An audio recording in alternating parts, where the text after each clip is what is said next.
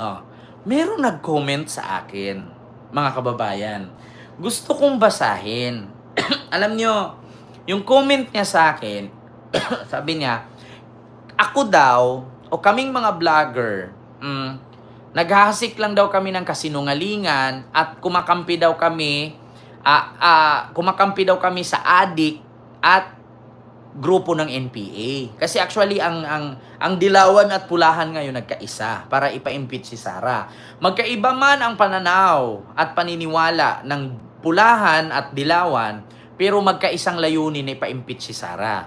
Oo. So, ang sabi nung nag-comment, ito, pakita ko sa inyo yung comment para hindi tayo sabihan ditong fake news. Ang sabi niya dito, ang pangalan niya ay si Kent Lowell. Ayan o, Kent Lowell. Sabi niya, maghasik na naman kayo ng kasinungalingan at alam namin kung hindi kayo adik, ga-NPA kayo, kaya galit kayo sa mga Duterte. Kung hindi daw kami adik, mga NPA daw kami, kaya galit kami sa mga Duterte. So, ngayon, mga kababayan, gusto ko lang sabihin, gusto ko lang klaruhin sa inyo, kung kami, mga adik at NPA, kaya galit kami sa mga Duterte, Kent Lowell, no? Gusto ko ipakita sa iyo ito. Kung kami ay kampe sa NPA, panuorin mo ito. Si Duterte naman, na dati kong estudyante sa Liceo, she has many nice things to say. I also have many nice things to say about him. Duterte, maluwag yung bunganga. Sabi niya, kapag akong presidente, isang paa ng NPA nasa Malacanang na. Ready for coalition. Kayo naman yan, may initiative na tanawagan na handa kayong makipag-coalition at nagpakita ng pagkaunawa sa pagpama ng MDF. Kaya sa oras na kayo na yung mananalo, ay dapat yung mga kinatawan natin, kalagagad, magkita-kita na. At kung ano naman, sumingit yung pandaraya, ay lalong rin, may batayan para magkita-kita at magkaisa para labanan yung mga pandaraya. Hindi sila magtatagal sa pangyarihan. The trend is there, no? Yes, sir. I will follow your father. Kung kami, kampi sa NPA, kaya kami galit kay Duterte. Narinig niyo si Juma Sison? Anong sabi ni Juma Sison? Maluwang ang bunganga ni Duterte. Si Duterte nga daw ang pinakamagaling mang-recruit, no, ng mga mga NPA sa bundok. Sasabihin na naman nila ito ngayon. Fake news yan, fake news na yan. Kausap ni Duterte si Juma Sison, may plano pa sila. Kapag ikaw naging presidente, paana ng NPA ang magiging nasa Malacanang. So, ibig sabihin, sinong NPA? Si Digong! Nako, papangunahan nyo na naman ako.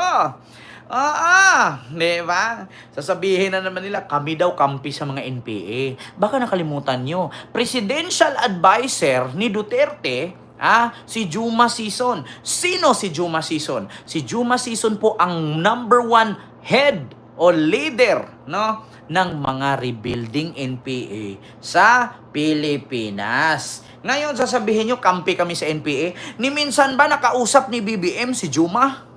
Ni minsan ba naging advisor ni BBM si Juma? Si Juma ang advisor ni Duterte at si Duterte ay miyembro ng NPA. Diba? So ngayon, sabi ni Roy G. Vlog, ang pangit mo Roy G. Vlog, huwag mo na i-promote yung channel mo dyan, wala kang views. Kasi alam mo kung bakit? Kung may views ka, hindi ka mag-aksaya ng oras dito sa live ko. Doon ka sa live mo, mag-live ka. Magsigaw-sigaw ka, huwag kang matulog at sigaw ka doon. Lalaban ako. Lalaban tayo. Para sa bayan, tatayo ako. Tatayo tayo. Si Sara Duterte sa 2028. Ang tanong, hindi ba mai-impeach? So ito na, pangalawa. Pangalawang topic. Kung kami, adik, kanina yung NPA sabi, kakampi daw kami ng NPA, miyembro daw kami ng NPA. Pinakita ko si Digong po ang #1 NPA. Ang presidential advisor niya noong 2016 na tumakbo siyang pagka-presidente, si Juma Sison, ang leader ng NPA na malapit kay Laila de Lima. Ngayon, kung kami ang adik, kung kami adik kaya galit kami sa mga Duterte, puro daw ako fake news, putang ina, nakita mo na, ipatawag niyo ako sa Quadcom. Baka lahat ng mag-question sa akin doon, hindi makakasingit ng salita. Kung ako fake news, kung ako fake news, ipatawag nyo ako sa Quadcom. Naku, sisikat ako lalo niyan. Baka maangasan ko pa subscriber si Banat Bay. Ipatawag nyo ako sa Quadcom. Oo, kung ako fake news, bakit hindi nyo ko imbitahan sa Quadcom Naku, pag ako ipatawag sa Quadcom, lahat ng media, ABS-CBN, TV5, GMA, lahat ng news outlet nandun. I-invite ko lahat, hindi ko pagmumurahin. Magsalita ako ng tama. Kung ako fake news, lahat ng media, kailangan lahat ng writer, lahat ng journalist, kailangan lahat ng sasabihin ko ilabas nila isa-isa. Para sabihin lang fake news ako. Di ba? Ngayon, kung kami ay addict, kaya galit kami sa mga Duterte. Sabi ni Joshua Usugay, yabang. Mayabang talaga ko, channel ko to Ngayon, kung kami adik, kaya galit kami sa mga Duterte, pakinggan ang balita. Sa pangmalaking balita, naharap sa reklamong drug smuggling at korupsyon, si Davao City 1st District Representative Paulo Duterte at siyam na iba pa. Kaya ng umano'y pagkakasangkot nila sa pagpuslit ng mahigit 6 na bilyong pisong halaga ng shabu galing China noong 2017. Nasa frontline balitang yan si Camille Samonte. Patay! Naghain ng reklamong drug smuggling at graft and corruption si dating Senator Antonio Trillanes IV laban kay Davao 1st District Representative Paulo Duterte at siyam na iba pa. Ngayon, kung kami ay NPA at kung kami ay adik kaya galit kami sa mga Duterte, kasi masakit ang bagang, nagurgor sa leeg, pilay ang kamay. Bakit sila ang laman ng news? Kung kami ay adik, at miyembro ng NPA, at galit kami sa Duterte, gurgor sa leeg, pilay sa kamay. Bakit halos nasa kanila lahat ang balita? Bakit halos sa kanila lahat na-shoot ang problema ng bansa? Diba? Trililing?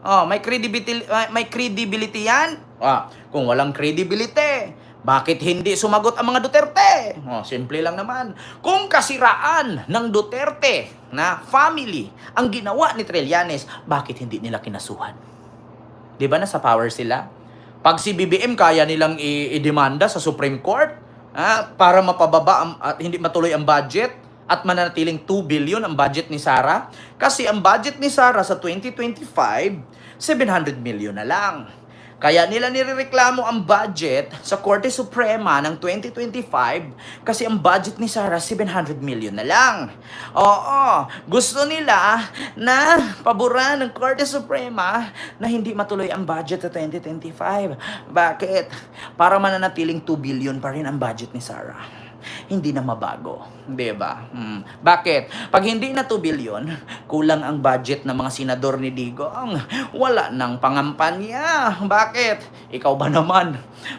Pakakantahin mo daw yung mga Pilipinong kampi. Mga Pilipinong kampi.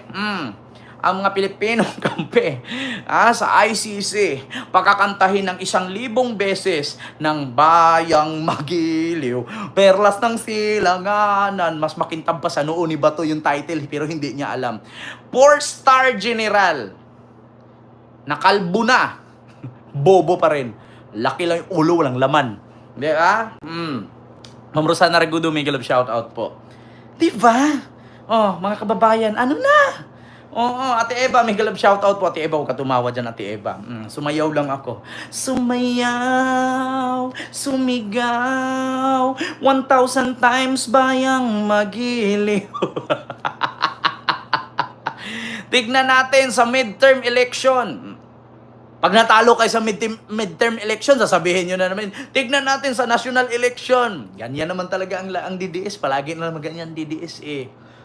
Ang bababa ng IQ. Diyos ka.